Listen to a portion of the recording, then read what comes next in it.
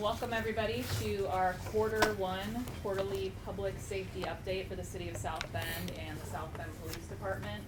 If you don't know, I'm Ashley Ochap, our Director of Communications. If you have not attended one of these quarterly public safety updates, I just want to give you a brief overview of what to expect today.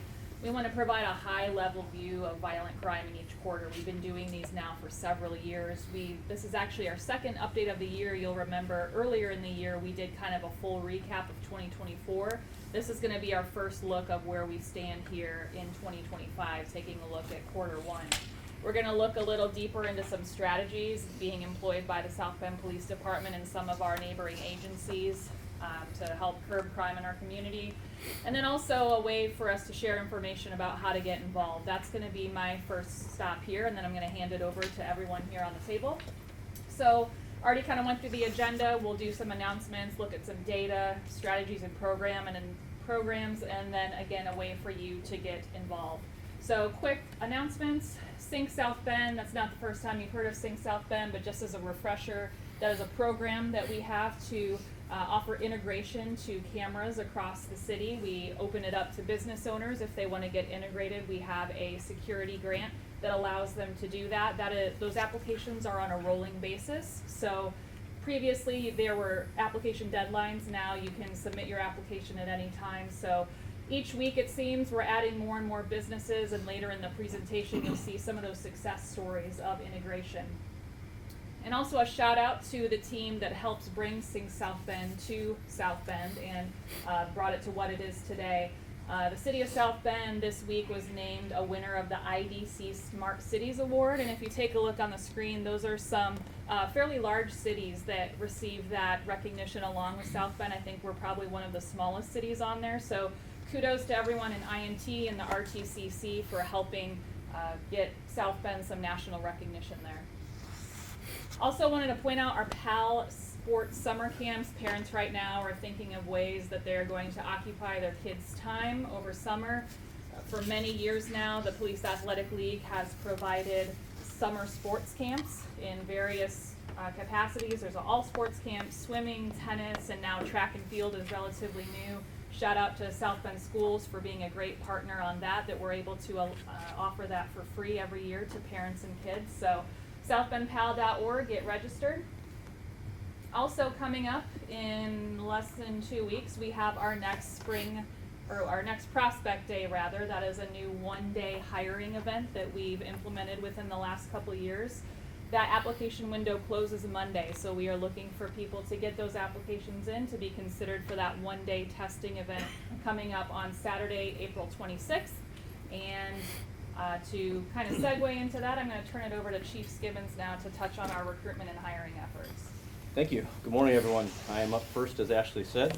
Seems like the appropriate place in our slide deck to plug this in and talk about staffing after our Prospect Day slide. So to give you our current numbers, we have 247 full-time sworn officers at the close of Q1. We were slightly above 250 when December we swore on our new recruits, 4 of them, which came back from the academy. But as you see on here, 4 individuals have resigned or retired in the first quarter. That puts our number at 247. 6 recruits are currently at the Northern Indiana Law Enforcement Academy for us. They graduated on May 2nd. 2 weeks later, they'll be sworn on, so you'll see those numbers boosted up for us. Up next, we can jump to diversity, and I'll talk a little bit about recruitment here and some of the efforts. I talked in 2024 about how we've plateaued a bit with our diversity recruitment and hiring, and so we made a few subtle changes there. We've already seen that start to take effect for us, and we see our percentages slightly going up. But some major shifts that we did first quarter of this year would be expanding our footprint for recruitment. We moved all the way up to Michigan State University, and again down to IU Bloomington, which we had been before, but it had been over a year since we had recruited down there. With those recruitment efforts, we send diverse officers to those colleges, and we hit near double digits in the first quarter for colleges visited. That's also local ones as well. We're at IUSB, Bethel, we went to Goshen College, so several throughout Michiana and even beyond Michiana with the Michigan State University recruitment efforts we had. And still at job fairs, we hit several of those also in this quarter. I don't have any of those numbers for you right off the top of my head, but hoping to see those numbers start to, or continue to climb, but climb more dramatically for us with diversity recruitment. And then I believe from there, we're going to shift over to Chief Ruszkowski, who's got a few slides here to talk about next. Well, I don't need it that close. I'll hopefully speak loud enough. Gun violence snapshot. So this gives you, you already have the handouts. You've already been here before, so this is just something that you're accustomed to. What is good news to be accustomed to, and I would love to get used to this, is all the way down to zero, but you can see the reduction. We had 119 gun violence incidents. That means a gun was involved in something, and you see that's a 25, almost a 25.5% decrease in that. You see a 50% decrease in shooting victims, criminally assaulted shooting victims. So that's huge. And then guns recovered, you can take that for what it's worth. Less people are maybe doing ridiculous or not doing ridiculous or stupid things with firearms, or whatever they can, maybe they're just not having them at all. So in any case, 117, you can look at it as good, you can look at it as bad, for us to have to recover that many, or the reasons for that. Next slide would be the actual criminal assault shooting victims. There's the comparative on there. You can see on the bar graph, and I'll explain it to you. You're all well versed in that. But again, just to note, we have a 50% reduction compared to Q1 and last year. Non-fatal shootings as well are down. The next slide I asked to be put in because I get this question often. I'm sure that everybody else does as well. The media continually asks this, but this is to give you a perspective in the decrease. These are our shot spotter alerts, and these are confirmed alerts. So not fireworks, not a snowplow blade dropping, not a pallet falling somewhere. These are actually known, confirmed shots fired incidents that were noted by ShotSpotter and relayed to us and investigated. You can see the huge increase there for the last since 2022. And afterwards, if you want to ask questions about that, I'd be more than happy to. The next one has always come up again every single time that we've had these, the crisis intervention. So the mobile response team, MRT, mobile crisis intervention team, whatever acronym or whatever abbreviation, or I can't remember the other term that's used for it, but initialism. Nonetheless, it's when we respond to a call, who else responds to that call from a mobile crisis perspective? You can look at the chart. This was put together. I asked for it a couple years ago, what we call a code M. So some type of mental wellness episode that is involved. When we respond, our PSAP center, shout out to Nick Brovold, who actually does these for us. And this is countywide. This is not just South Bend. I actually had him break it down for us that we're still going over the analytics from that. But those are times of day, days of the week, adults versus juvenile responses on top of that. So we have a lot better, clearer picture from the South Bend perspective of what resources we need to focus on more, not just from us, but from other agencies. Notably, you've heard me say it many, many times before, the pace, I've said, is to me is not satisfactory. It's getting much, much, much better now. We meet bi-weekly or as needed. So that's something that we didn't have before. We have a close relationship. They actually come into roll calls, people from Oak Lawn and the Beacon Healthcare System. We just had a meeting yesterday, and there were 17 people representing pretty much everybody in the St. Joe County area that we had discussions about. That was presented. I asked for that snapshot that I would be able to use in here, and then thankfully Hannah was able to add it on there to give you some perspective. Again, if you want to ask questions at the end of this, it'd be much appreciated. But again, shout out to PSAP for doing something yet not typically probably would be associated with PSAP doing, and they're the ones that actually send these calls out, and they're pulling this from our CAD data. The next slide I also asked for because I know this point or points of contention has come up on numerous occasions. So on March 30th, the storms that we had around our county, South Bend Police had 123 calls for service, specifically storm related. With that, I know that several in the media and others had said, there were 300 or 400 drop calls. Immediately, I was in contact with Julie Toby and Nick from PSAP to find out what the issues were. Not during the event itself, but afterwards, because obviously they have to tend to a great amount of things. There were several things that were involved. This is not concrete. There's still research going on, and they're trying to pull some further data to find out exactly what happened. I just tell you from my personal opinion that is probably an over-exaggerated amount. A base number, I can see that, but over-exaggerated. I say this because if Kayla calls in and says 123 Elm has a tree down on a car, the other 4 neighbors, me included, may have likely called in on that same incident. So is it fair to the other 3 or 4 or 5 neighbors that called in? Probably not. But in an emergency situation like this, the PSAP dispatchers, call takers are not going to be calling people back to if we're already there. So there's some other protocols that I'll be discussing. I'm the operations board president that we'll be discussing next week with them. Maybe some things that we can do differently. And again, I don't know this. They have specific protocol that state and federally mandated that they have to do when answering phones. However, in a time of emergency, again, this is just my opinion. This is something that will be discussed. Maybe we can cut some of those mandated questions. Where are you calling from? What's your address? Do you need police, fire? Those kind of things. Just answer the phone, find out what the problem, and let somebody know, yes, we're already en route to that. A limb on a car, is the car occupied?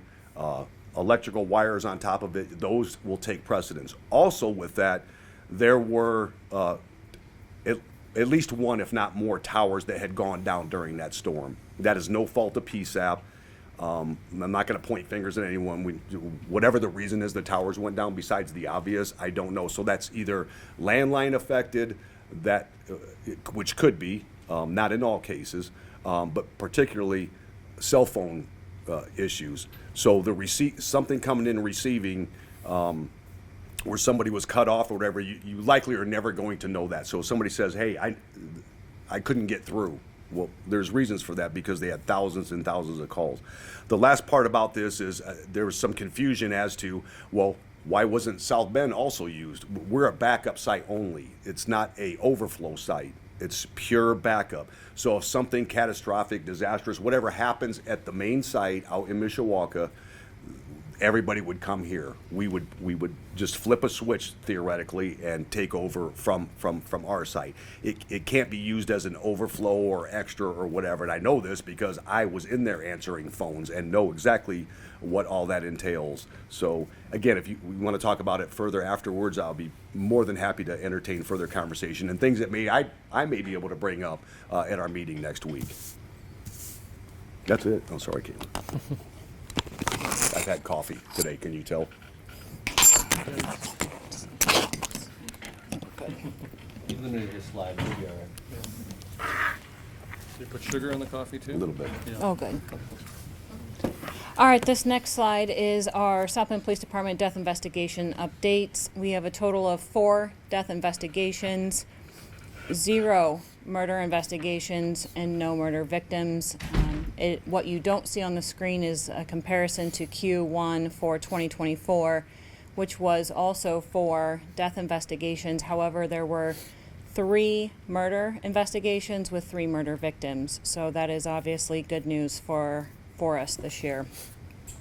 Moving into Michiana Crime Stoppers, there were 67 cases solved in Q1, a total of $6,780 worth of property and narcotics recovered, $18,450 in rewards authorized, 49 arrests, and a total of 12 firearms recovered due to tips.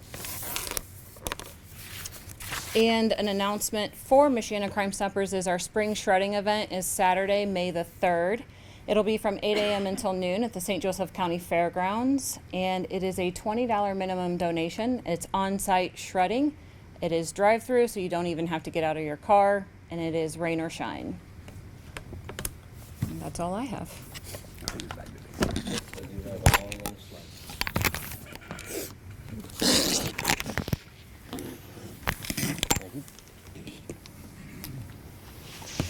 All right. right, moving into our strategies and programs.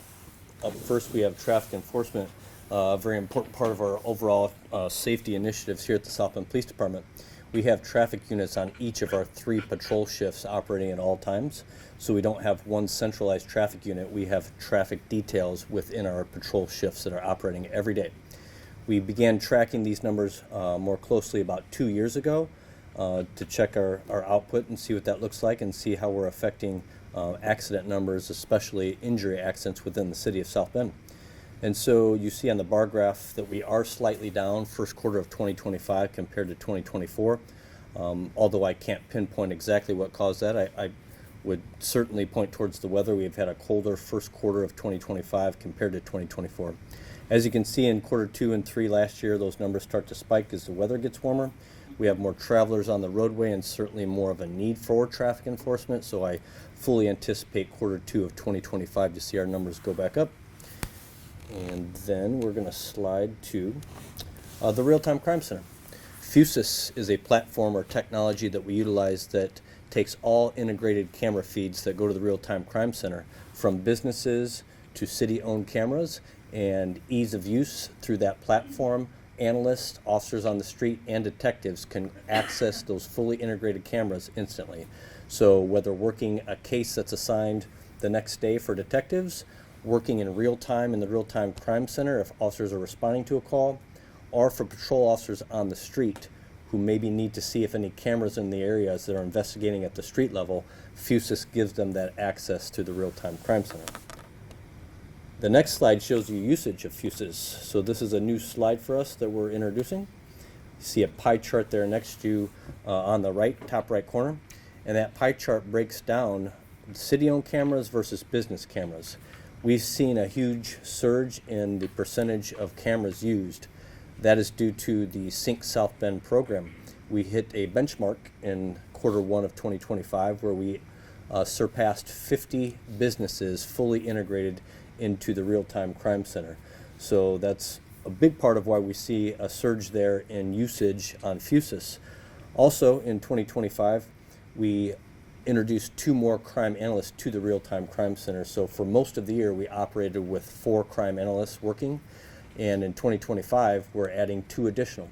So once they are trained around June, maybe into early July, we'll have 6 crime analysts working in the Real-Time Crime Center, giving us 7 days of coverage and about 18 hours a day. So extending on the days of the week, how many days we're covering, and also hours per day. We hope to see that continue where we had 100 uses of Fusus in quarter 1 compared to the 20 in quarter 1 of last year. So definitely getting good bang for our buck out of the Real-Time Crime Center and solving more crimes.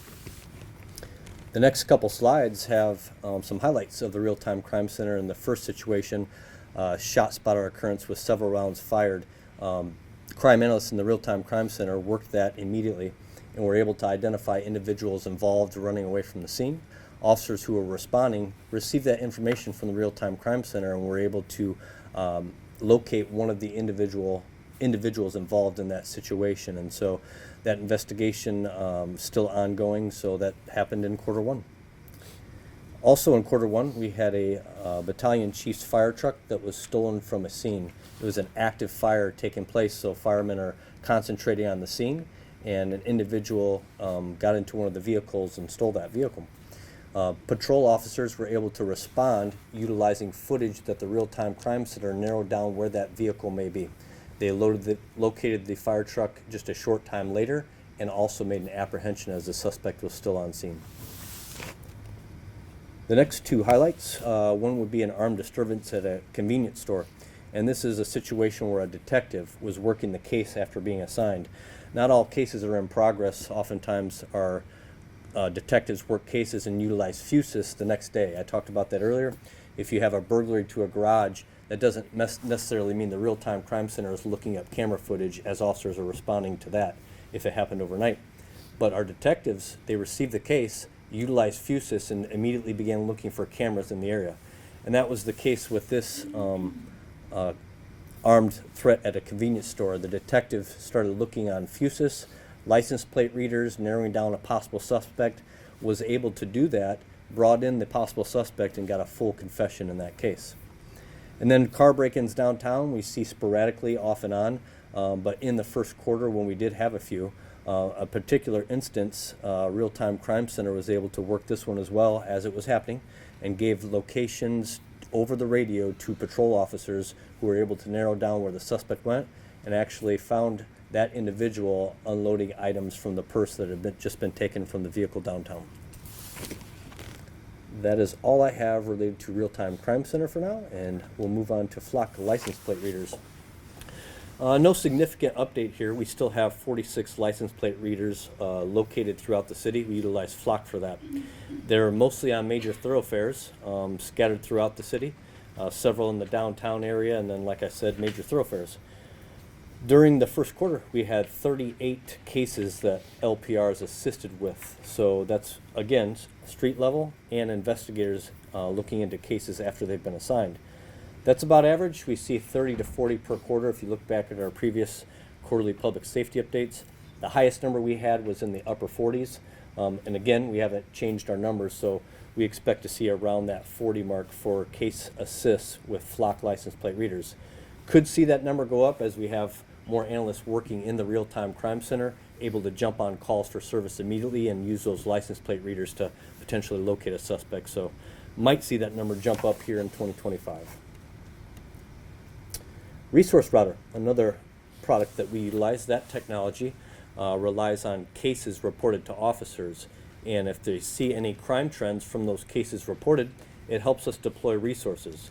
It automatically puts those on a map for officers to go spend time in, and then it calculates how much time was spent in those areas. You see, I think we're on the next slide, shows you that we have 24 missions per shift. There are 4 sides of town when we break down patrol officers assigned to beats, and so each side of town has 6 missions in an 8-hour period of time, and we have a 98% completion rate on those missions. It's for all crime in the city of South Bend, all reported crime, although we do slant it and favor it more towards firearm-related offenses because those affect the community, of course, more drastically oftentimes with shots fired, individuals shot at, or houses shot up. And so oftentimes our missions are more firearm-related missions, but not all the time. And so an important piece for us, as you see Chief had gone over each quarter for the past year, we've seen our firearm-related offenses come down. So we certainly expect to continue utilizing Resource Router and see these numbers even grow. If we can get to 100%, that would be great for completions. That is the last slide that I have, but before we turn it over for questions, we did skip one important part as we started off. Didn't allow the mayor an opportunity to speak before we got started, so not to put you on the spot, but if you have a few things to say, we should probably get that out of the way. Oh, I don't have too much to say. As you know, this has been the format for a number of years, and we've gone over these numbers in both good times and bad times. And right now, we're experiencing a pretty good time, as you can see by the numbers. Last year was the lowest murder rate in the city since 2010.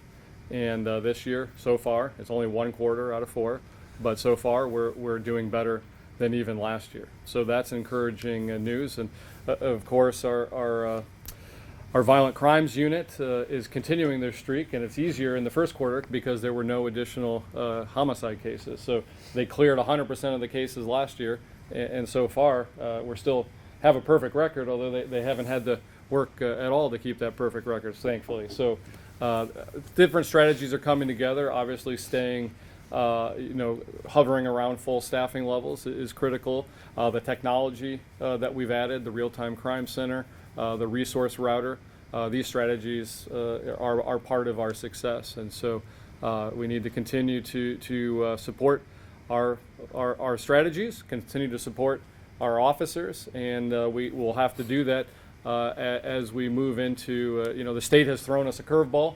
and has put some pressure on our funding going forward. And so obviously in South Bend, we're going to keep core services going. We're going to continue to support our public safety here in South Bend, but it's going to be trickier for us because of SB 1 and the property tax reform downstate. So that's that's kind of the short of it. And are we at questions or are we at announcements? Where are we, Ashley? Yeah. So apologies, Mayor. I was the one Yeah. that blew past you there. So That's okay. I just got a little excited about our announcements again. Last recap of just some upcoming events. Spring Prospect Day, as we touched on. Our monthly community crime stat meetings, those are continuing, and they have for several years now. Second Wednesday of the month, you can get a kind of a high-level view of crime over the past month. Spring shredding event we touched on, and also our Citizens Police Academy is ongoing right now, but it's nearing the end, and we will have a graduation on May 6th. So at this point, we'll turn it over to questions, and let me go back there. But yep, thank you.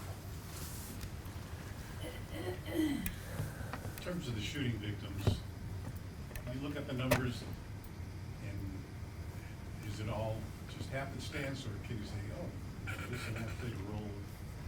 Is it telling you what's being affected? Or? Yeah, I mean that's a difficult. That's always a difficult question to answer. There are national trends that for whatever reason, homicides go up and down generally with national trends, but then there are deviations from national trends. Sometimes some cities are going up faster than the national trends, or some cities are going down faster than the national trends. And there's been a lot of research on what's effective, and that's what we've been following the past few years. And so, what are proven strategies? Number of officers is certainly a critical, effective strategy. More officers on the streets there has been proven to reduce incidents, and so that's one very it's a much more extensive solution because it's officers.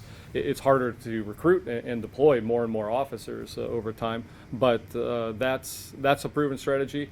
The resource router, where with the number of officers you have, making sure that you're maximizing their effectiveness. So, analyzing the trends and figuring out where the spots where we need a little more attention. Certainly, that's making or extending the impact of the officers that we do have. Other proven strategies are, for better or worse, it's often the same individuals that are driving a large portion of the violence. So. Our detective bureau solving and our prosecutor prosecuting violent offenders and getting them off the streets. That's another proven strategy because before, if you're a violent offender and you're someone who's recommits violence, if we don't stop you, as we say in our group violence intervention, then they're allowed to continue to drive violence in our neighborhoods. And so that's another proven strategy. And kudos to our team, which is solving and clearing these cases well above the national average. Obviously, last year was a perfect score, 100%. And so that's those are things that clearly work and have been working for us. No, you're spot on. And the other component is the community itself. Building trust, strengthening trust, maintaining trust. When people feel that their needs are being met, that their cases are being solved or resolved, that word spreads. So it's, if they say something, we'll do something. And when that happens and those cases are resolved and solved, that word is going to spread to the community like it has so far.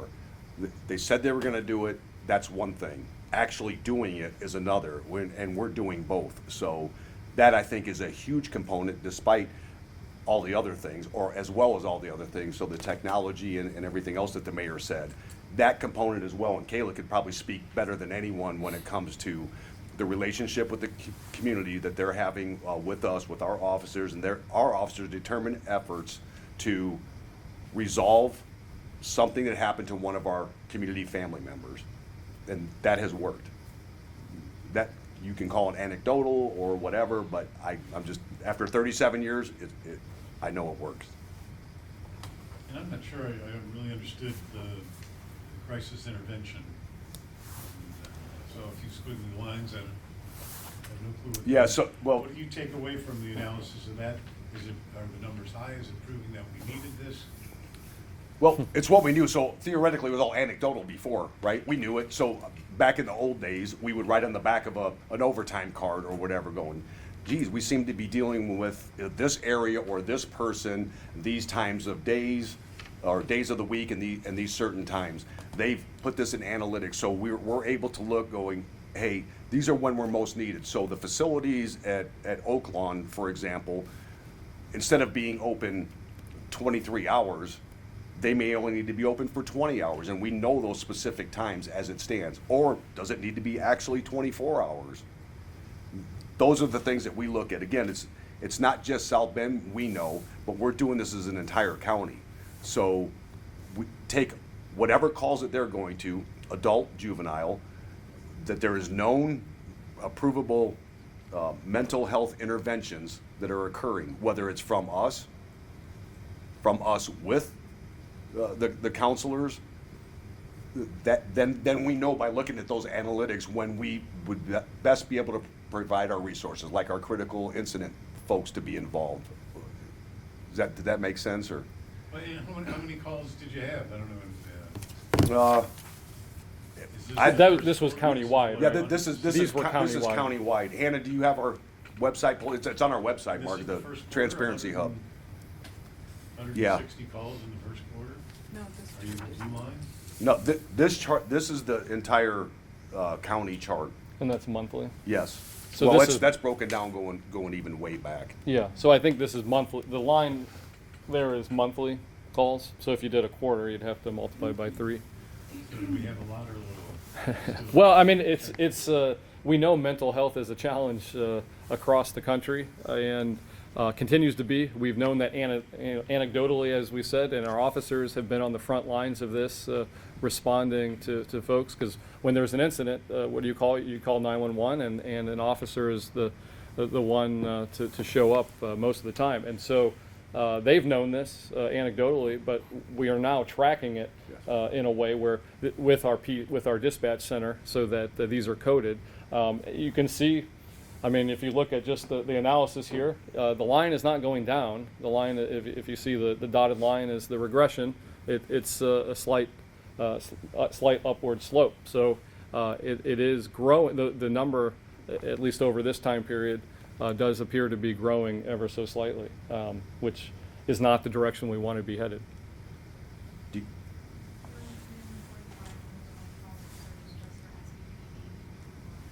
325, is that what you? Did you hear that, Mark? 345. 345 South Bend alone in quarter one. Critical incident calls. Yes, something known mental health related.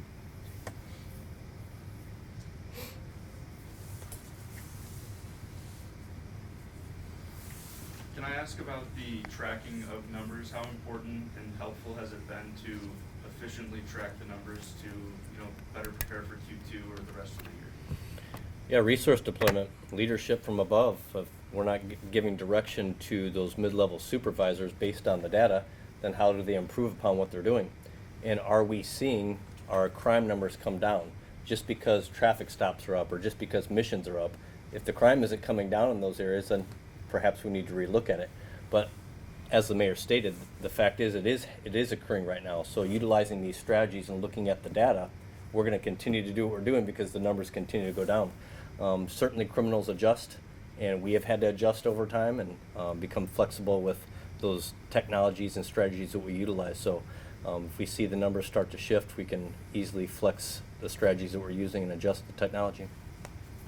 And a little bit of a follow-up to that, crime numbers are down year over year, starting in 2020 with criminally assaulted shooting victims, and it continues to be going down. Do you think technology is the major part into limiting that number, or do you think it's full staffing, or if we could point to one or a few things that are very important? I mean, I think we touched on this when Mark asked about what's working. I think first and foremost, what you know is the staffing levels. We were, unfortunately, we had been hit and were severely understaffed for a long time. So that meant that we weren't able to be proactive on our patrol unit. It also meant we were short in our detective bureau. And so we weren't, you know, if you're looking at how many hours we're able to dedicate to one case now compared to a couple years ago, or how many more proactive things can we do in our patrol division and in our strategic focus unit, it's night and day different. So I think personnel bandwidth is probably, I would say, close to the top. But then it takes, as we mentioned, the getting the prosecutor and actually holding violent offenders accountable is critical, because our officers can do the right things and we can solve homicides, but if there is no consequence, if we don't remove violent offenders who refuse to get on a better path, we don't remove them from the streets, we haven't made our community any safer. And so those are I would say the top, but as Chief mentioned, one of the reasons why I believe we're able to solve crimes at a higher rate than the national average is we've built trust with the community. And so we do need the community's support and their trust, and the community by and large understands that we're here to help and we're here to make their neighborhood safe, and that leads to our success as well. Did I hear you say you were anticipating to add staff on the cameras? Is it to the point where you could be more efficient by taking somebody off the street and putting them in there? For the Real-Time Crime Center? Is that what you're referring to? Yeah. Yes, we're adding 2 more to the staffing of the Real-Time Crime Center. Those are non-sworn positions, so we're not taking officers off the street to put in there. The individuals that we are recruiting are coming right out of college, and now there's college degrees for crime analysis. Several just in the area. Toledo University is one where we've hired individuals from. And so to have that skill set and to come into the Real-Time Crime Center, the training is that much easier. A little bit different skill set for a police officer, and that's why we went the direction of non-sworn being our analyst for the department. Adding 2 to the staff of? There'll be 6 total by adding 2. And that's an hours expansion too, Mark. So that's what we're looking to do, is eventually someday, probably in the very near future, to be around-the-clock coverage with the Real-Time Crime Center. You certainly had no shortage of examples, I guess, being there helped. You said with 6, it will be 18 hours of service. What's the number with 4 right now? They're about 12 hours per day and about 6 days a week. We have some overlap. We're going to reduce the overlap when we move towards this with 6. We still have slight overlap, just not as many hours a day. And then, like I said, we're going to jump to 7 days a week. Most weeks it'll be 18. Obviously, there's vacation and personal time, but we'll work for flexibility there and get the staffing where we need it. I'm going to jump in. I need to ask some clarification. I'm looking on page 13 of the presentation, and it says no fatal shootings through Q1 of this year.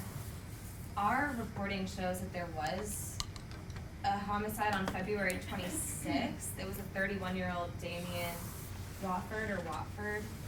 And I don't know what the discrepancy is there. Probably Lieutenant Miller can talk about that best. Yeah, so that is a death investigation.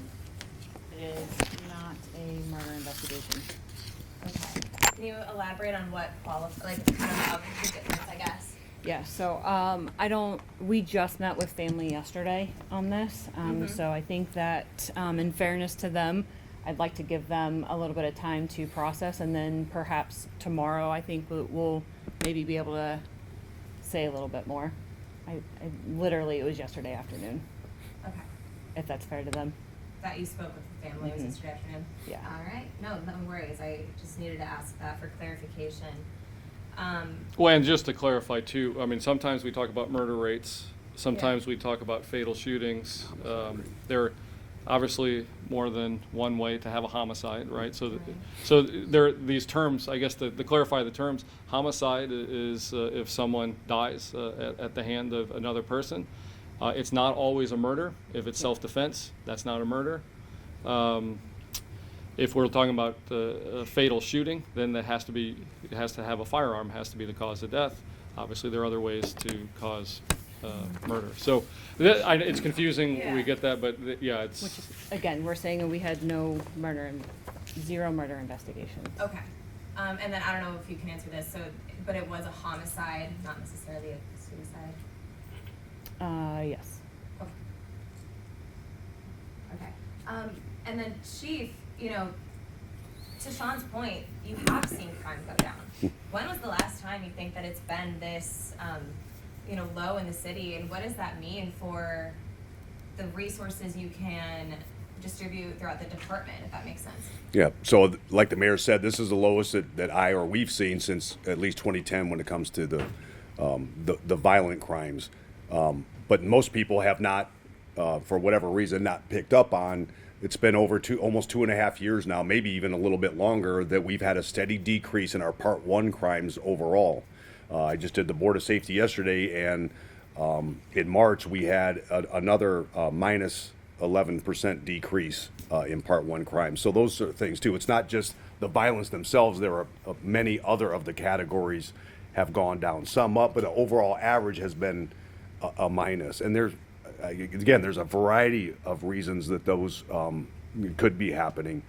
I'm more inclined to believe, not just because we have and are treating people like family, not by adding an actual shooting response team who goes out and investigates and does these, like talking to a family member, technology, officers' resources deployed where they absolutely need to be, whether it's to clean it up or to stop it from happening, preferably stop things before they happen. Like that, I've never been shy about, look, bullies are welcome. You just can't be a bully. So you want to play on the playground, play on the playground, but don't be a bully, because if you are, then we intervene. And we would like to send a constant reminder when those bullyings are happening. We're going to be there to stop that before they do happen. And if you choose to do it, then that's on you. We didn't make that choice for you. You're making that choice to do a crime or do something horrific to somebody else. And that shouldn't be happening anywhere, but it's certainly not going to be happening here in South Bend. And I think that's played, all of those have played a factor into what you're seeing now. Mm-hmm. Do you think that the mayor is on the money when he says that the staffing levels are really a big part of this lower crime levels? Absolutely, as one part of it. So there's no doubt about that. And then when Dan talked about, increasing the personnel of real-time crime center, that takes something a cop is going to have to do some type of legwork on. And I always go back to the original, if you remember the homicide murder we had in the parking garage. And when I gave the example that it took 9.5 physical hours of legwork for detectives to track down the cameras, the path of travel of the suspect / defendant. When we did the real-time crime center comparison, it was less than 12 minutes. So all those play a factor. And if you look at it from a business perspective, 12 minutes outside of that 9.5 hours, we could be doing other things in that extra amount of time. I would like to have to not do any, and then I can go to the mayor and say, hey, look, we're down in everything, and we only need 200 cops. That would be ideal. But yeah, Hopefully. numbers, but also effective. I mean, you could have numbers, and if they're not effective, that won't help. Right. But, generally, numbers in a range of effectiveness has been proven as a crime reducer. And then especially if you're adding technology and adding resources to make them more effective, then you're multiplying those impacts even further. And I can talk a little bit about internal resource deployment. I'll talk loud so they don't have to pass it down, so hopefully you can all hear me. Internally, when we have success and our staffing stays up, like the mayor and the chief had just said, looking at what areas we can enhance. So community resource officers would be a perfect example. We introduced those about 18, 20 months ago, and we've seen success there because they're dealing with problems early on. Those may seem like small problems. You have a nuisance property, you have disputes, neighborhood disputes going on, where patrol officers going to those calls and then getting bounced to another call, how much time do they get to spend on that nuisance property and dealing with neighbors potentially not getting along? Our CROs are working those immediately, and they're working them until they come to a solution. And so we're not seeing 2 weeks later where it gets to the point where someone's pulling a gun on their neighbor because this dispute has gone on for 2 straight weeks. Our CROs are dealing with those type of instances. And so we're certainly looking at adding to our CROs if that makes sense. And so far it's looking like it would be a good option for us. So if staffing levels stay up, those are the type of internal things we look at on a regular basis. How many do you have right now? We have Sorry, 3. I can't answer that. We have 3, yes. Okay. 3 with some helpers. There are some helpers. And Mayor, you talked about how the solvability rate here is higher than the national average. Do you know what the solvability rate is for the South Bend Police Department? Well, last year it was 100% for homicides. I mean, we'd have to go back and look, but most of the time, a lot of people focus on that because that is the, that's where a lot of resources, both prosecutorial and law enforcement, go into. Because otherwise you have either it's a lesser crime that's not as serious, or you have a living victim who can help solve it for you. So when homicides are oftentimes the ones, and nationally I think it's just over 50%. It's just under 50. Or just Yeah, under just 50 now? Okay. So fluctuate it hovers 40 to around 50. 50%. Yeah. And we've been above that since we converted. I mean, I think we were above that even in the old Metro Homicide unit, but we were closer to it. But since we've moved to the expanded violent crimes unit, we've been above that every year. Yeah, the overall Part 1 crimes is 62% on average is what we've been doing for the last at least 2 years. So big stepped out, or he would have known immediately. Probably has it tattooed on his forearm, possibly. I'll find out later. But it's between 60 and 62 is typically what we've seen. Thank you. This is a news director interest question. Do you guys use AI to compile any of your data, or have you for this at all? I don't think have we not for this. Yeah, No, do not not believe for that, and I don't know that we have deployed AI. There are things that, of course, as technology evolves, we'll want to take advantage in a responsible way. But right now, I don't know what the resource router. There may be some analytics in that. I don't think it's artificial intelligence, though. Yeah, No. it may not be, but there are some advanced analytics in that program. Gotcha. Yeah, right now we use HC. She's sitting in the back there. That's Hannah. So That's a good way to Right. And our crime analysts, right? So those are people working on the analysis. Yeah. and Ashley, we use Ashley sometimes too. So Right. Just a look-ahead question. What are we looking for towards Q2? I know the number for crime, we always want it to be 0. What are we looking to execute? Are there any specific strategies? I know crime goes up generally as the weather gets a little bit better. Are we looking at anything specifically for us to keep an eye out for? Yeah, we take it week by week, so we see trends on a weekly basis. If there's more shots fired on a specific side of town, then we're adjusting those resources. Sometimes it may be traffic enforcement. Sometimes it may be we can utilize ad hoc missions through Resource Router. So if we see a specific area, we can designate for officers to spend time in there on top of the computer algorithm generating those. So it's a weekly thing for us. It's not looking at next quarter, what do we need to do to hit those benchmarks? It's a weekly, what do we need to do to diminish those focus areas that have seen firearm-related offenses or property crimes. Again, downtown, from time to time, we do see some vehicles broken into. We're immediately working on those. Real-time Crime Center is focused on identifying possible suspects, getting that to detectives. And so, yeah, we don't take it a quarter at a time and set benchmarks. We do that weekly. on point. So we literally just finished our law enforcement strategy session that we have every Thursday at the police department. All outside agencies is the first part, and then it's South Bend strategy specifically the second part. And we just left there right before we came here. Every week that we do exactly what Dan said. Okay, perfect. And I guess one other piece that's not a little bit outside of the purview of this update, but the South Bend Police, our prosecutors, the law enforcement pillar of our group violence intervention strategy, it's been strong now for a number of years. And so this year we're also looking to re-strengthen the other pieces, the outreach and social services, as well as the community leg of the stool. So that's something that we're working, that's a big focus area for 2025 to make sure all of the pillars of our group violence intervention strategy are firing on all cylinders. And Mayor, you talked about the curveball from the state. Would you care to elaborate about your concerns with Senate Bill 1 and possible, you said that it could affect the funding for the police department. Can you elaborate? Well, the Senate Bill 1 was pitched as property tax relief, but it doesn't provide targeted relief to those who were hit hardest or those who are most vulnerable to the recent increases in the housing market. Instead, what it does is it defunds local governments. It defunds police, fire, schools, economic development, infrastructure. And so that will be a challenge for us in the coming years, and it's a policy that gets worse over time. So, in year one, next year, it's just it slows our growth, and then in year two, it does it again. Then in year three is where we see, in 2028 is where we see a big drop. So we can't ignore that. And some of the lawmakers have said, well, we have a couple years until the later parts of the policy come into effect. Well, that's not reassuring to local governments like us, because we have to make decisions on the budget for next year. We don't just look at next year, we also have to look ahead into the future.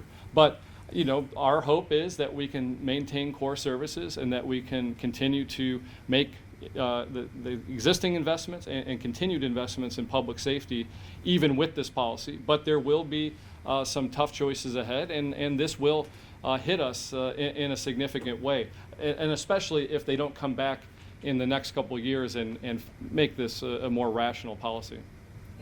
South Bend School stands to lose, I think they said, is it $27 million over those 3 years. Do we know how much the police department would stand to lose? Well, police is part of part of the general operations of the city. So okay. In 2028, it's projected just over a 20% loss of revenue over the baseline. That's one we have to be clear. We have inflation. We have real costs. We have to, we need to pay our officers a rate to keep up with cost of living. So for South Bend, we would have slightly less revenue in 2028, property tax revenue, the civil city. We'd have slightly less revenue in 2028 than we do today. So that's over those years. So if you think whatever happens in inflation, whatever cost increases, that's the cut to the city of South Bend local government. The schools are in a different case. If you look at the projections anyway, this is from the state fiscal office, the schools will actually have $5 million more in 2028 than 2025. The cuts are based off of what would have happened had they not made these changes to law. So, we know assessed values have gone up, we know inflation has been bad, and if you use the old formula before this bill passed, local governments were expected to receive increases in revenue. And so the schools will actually, if you look at the analysis, they actually have $5 million. They're in a little bit different situation where we see a slight decrease. So every bit of inflation over the next few years, every cost of living increase has to be offset by a cut. Schools are in a little bit different situation, is they just have to slow their growth, to be able to match the revenue coming in. So it's not, none of this is good per se, because, we already have low teacher salaries compared to other states. And so this is not going to make that any easier. It's, there are other issues we need to do to invest in our kids. So I'm not trying to trivialize this, but I'm saying there are different situations depending on, which individual unit you're representing. Chief, do you have any concerns about this? Yeah, that political part of it is way over my head. I'm adjusting everything that the mayor said here. I'm still trying to comprehend that, but I'm sure he'll school me a little bit later how that actually works. He said it before, but that's way out of my wheelhouse there, my bailiwick. And we'll see it. We'll do what we do and continue to do. This is public service. This is what we do. That is our priority. And I say we've kind of somewhat treaded this territory before, and we're going to do what we do. That's what good cops do. They do what they do. Yeah, I guess in short, it makes it harder. Let's be clear. It's we're not saying the sky is falling, but it's going to make every core services harder to deliver. Whether that's public safety, whether that's upkeeping our streets, or whether that's economic development to invest in growth for the future. Numbers are down. How do we keep up the momentum? Positive change. That's right. We continue the strategies, continue to adapt as the situations change. How many officers do you guys need to be full staff? We budgeted for 257 in 2025. Prospect Day, I hope to get 10. 10's the max so we can send to the Northern Indiana Law Enforcement Academy. But as you saw, we had 4 leave this quarter, so it offsets it. I believe by the end of the year we could hit that 257 mark, but it depends again. Some individuals don't even hit retirement, and they're moving, maybe their family's moving to a different location. We've seen that a little bit too, so. Yeah, I'll tell you, throughout my career, maybe 3 or 4 times where we've hit our cap, but those have never ever lasted for any, at least notable period of time.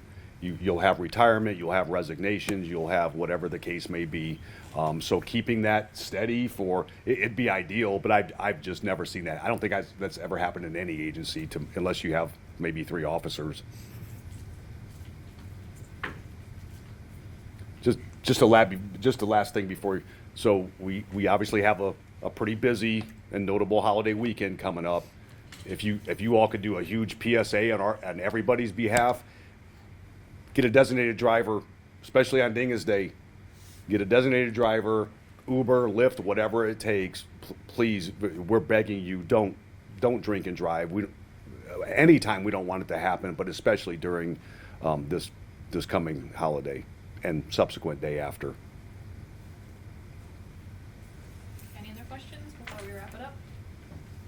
Yeah, lastly, Chief, you mentioned if you never seen full staff, do you think, since it's probably going to be hard to do that, it's always going to be a challenge to, solving crime in the community and keeping numbers low as far as the crime statistics?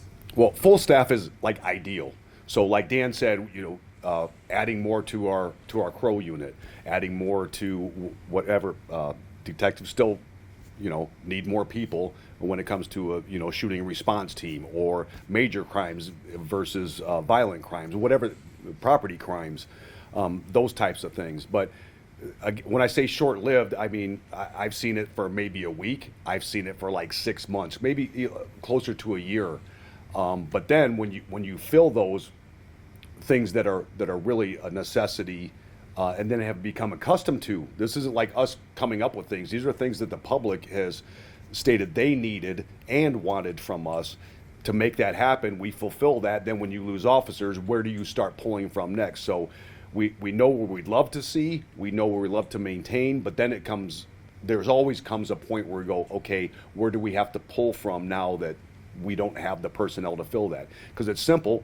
People want to see a cop driving up and down their street, even when they're not having to call 911. They want them there when they call, and they want them around when they don't, so they don't have to call. So that will always be the crux of what we do. Everything else is quite frankly a more invasive family thing that we do, where it's talking, solving, resolving. And I do want to make clear that at 247, even though that's not the maximum budgeted amount, we're fully staffed in the sense that every component that we want to have filled is filled right now. What we're talking about is if we get to the budgeted number or closer to the budgeted number, we can start adding more community resource officers, more perhaps strategic focus officers. So we're fully staffed in terms of and we'd already expanded with even this 247. We've already expanded certain groups from where they were a couple years ago. Even when we were understaffed, like in terms of service level. So I'd say fully staffed is a term of art, I suppose. We're not at maximum staffing, but we're fully staffed, and we hope to continue to expand so we can do even more.